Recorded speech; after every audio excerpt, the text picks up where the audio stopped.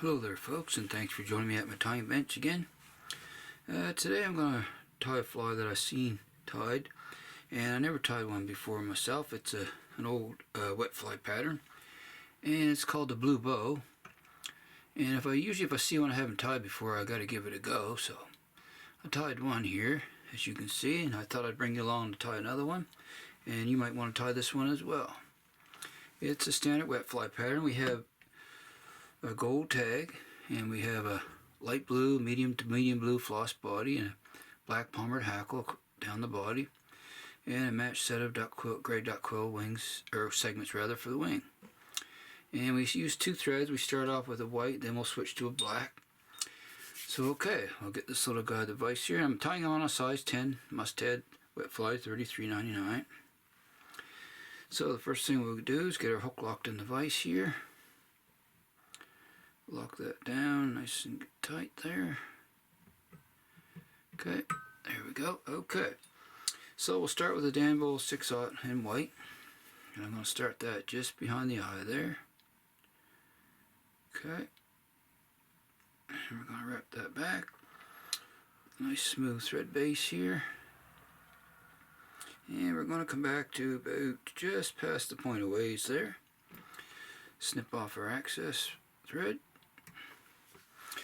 Alright, make one more wrap there. Okay, now for the tinsel tag, I'm using a size 16 uni mylar on a size 16 gold and silver, and I want the gold side to show, so I'll tie that facing down. Okay, I'm going to tie that in where I stop my thread there. Bring it back a ways, and I want to wrap it back to about the barb. Okay, a couple more wraps there, maybe one more. Okay, then I'll wrap that forward, touching wraps. Stop my thread there. Alright, now I'm going to turn the hook upside down. I just find that easier for wrapping these tinsels in when you're doing tags and that. Just easier for me, I find, so. Okay, and we just want to do nice touching wraps on the tinsel. Just like so here, keeping it going nice and tight. Just up to where our thread ends there. We got our thread hanging. And I'll catch that in, keep the thread tension. With one wrap, I'll turn that up. Okay, I'm going to snip that out of my way there, snip it short. Okay, I'm going to make a couple more wraps to catch that in tighter. Alrighty, there we go. And if you wish, you can put a little bit of resin or cement on the tag there if you wish. Okay, next step is to tie in the hackle that we're going to palmer down the body. I just have a small size black saddle here, and I stripped one side off. Whoops, I got this one on. I want to head two there. Okay, I can always do, when I get my materials ready for a fly, I always do double of everything, because you never know when something can break in that. So I have one here, and as you notice, I stripped one side off. I want the concave side facing rearward, so I stripped the opposite side off.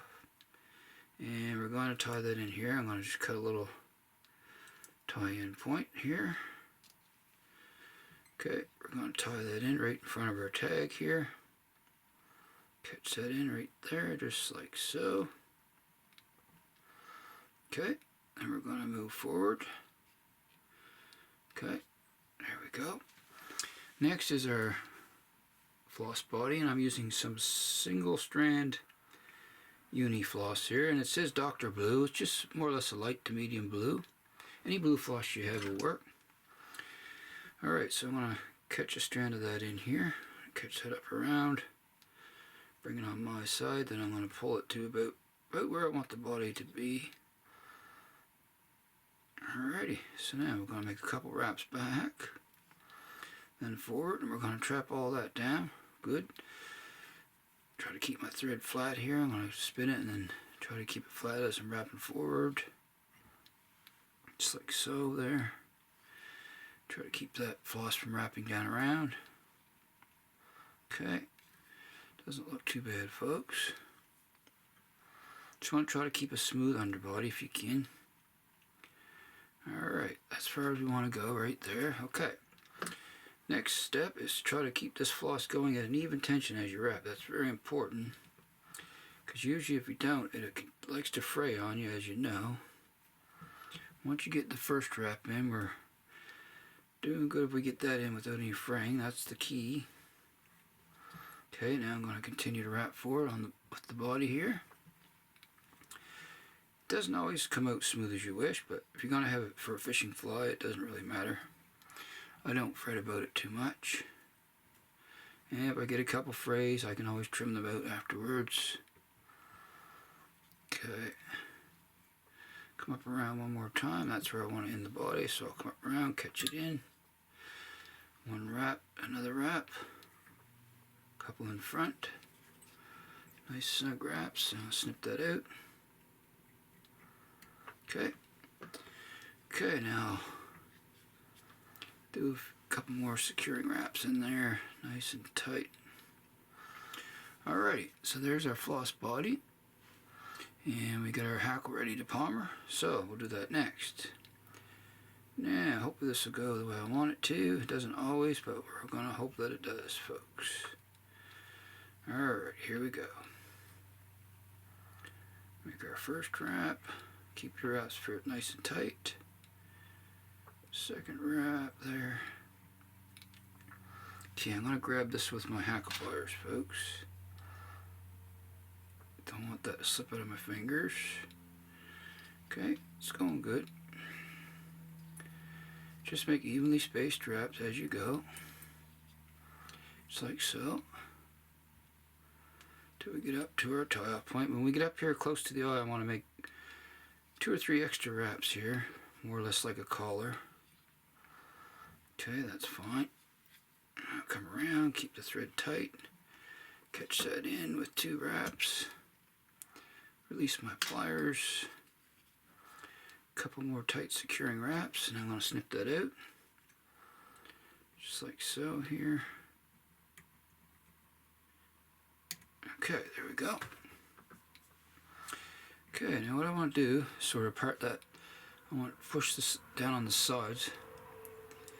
Sort of part it in the middle and push it down and back before I tie my wing in. But before we do that, it's time to switch to the black thread. This fly calls for a black head, so there, it's our tag, our body, and a black palmered hackle. So I'm going to take some Danville black here and switch. Okay, just going to catch that white thread here with the black. Come around it once or twice so it's caught in there good. Alright, that's fine. I'll reach in with my little scissors here. It's where fine point scissors come in really handy for working on smaller flies, you'll find. Okay, get that out of my way there. Now, see how far I want to come back on the head there. Right about there. That looks good. Alrighty, so we're pretty much ready to set our wings now. And I have one from the right, one from the left, duck quill segments. And as you'll see, I got them pretty much I like them a little less than the width of the gap of the hook there. I don't like them to be too wide. But you do them as you wish if you're used to tying wet flies and you have a particular way you like to tie your wings. And also, some people like to tie them with the points up, like so, or facing down. I've always liked to tie mine with the points up. I just find it looks better. To me it looks better, but like I always say, I don't think the fish really give a hoot, but it's more for us the tiers. Okay, now we're going to set these, and I want them to come back just a ways past the bend, not too awful far, so we'll get those on top. Alrighty.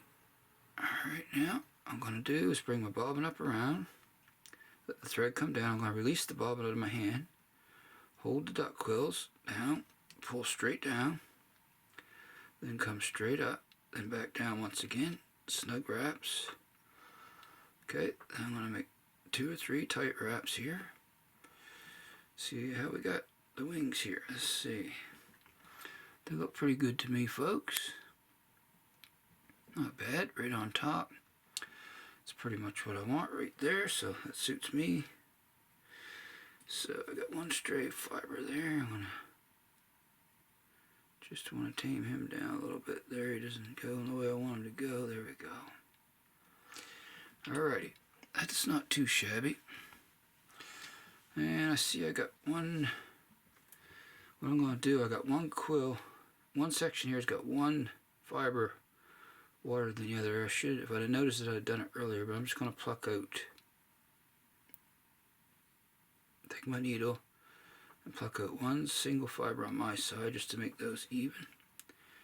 Okay, that's fine. Okay, I'll just trim that out here. There, that's better. Now the wings are more the same width. Sometimes that happens. But alrighty, so next is to, what I'm going to do is put a little wax on my thread here first before I trim that excess, and I'm going to make a couple more wraps. The wax just helps keep everything in place a lot of times. Helps you get a better grip on materials. And then I'm going to keep a hold of it. I'm not going to let go of the wing. Come in with my scissors and reach in here with the fine points and trim that nice and close.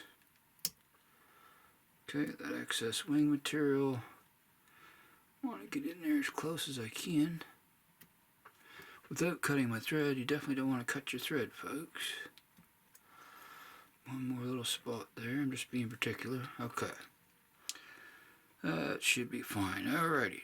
Now, next is a little more wax on the thread here, just a little to build up the head here. Now I'm going to move my thread to right in behind the eye here. I'm just going to jump in behind the eye. I'm going to work back towards the wing as we cover up our excess material. And I caught in a fiber there, folks, just bear with me. Caught one of my fibers in when I was wrapping there. I didn't notice that. Okay, we'll just start over. Okay, jump in front, wrap towards the wing, bind all that down, good and snug there. That looks pretty good. Alright, okie dokie. Okay, just gonna keep wrapping here, building the head as we go. Take off some of that wax there. I just want to get a nice even head on him here. Okay, that's not looking too shabby, folks. Alrighty. That looks pretty good right where it is. Alright. That looks fine. Alright, so all it's left to do is our whip finish, and it's another size 10 blue bow. Well, I thought it was a pretty interesting fly, so that's why I wanted to tie a few up. Alrighty, so grab my whip finisher here, smooth that thread out a little bit. Okay. Alright, so we'll make a 4 or 5 turn whip on this guy.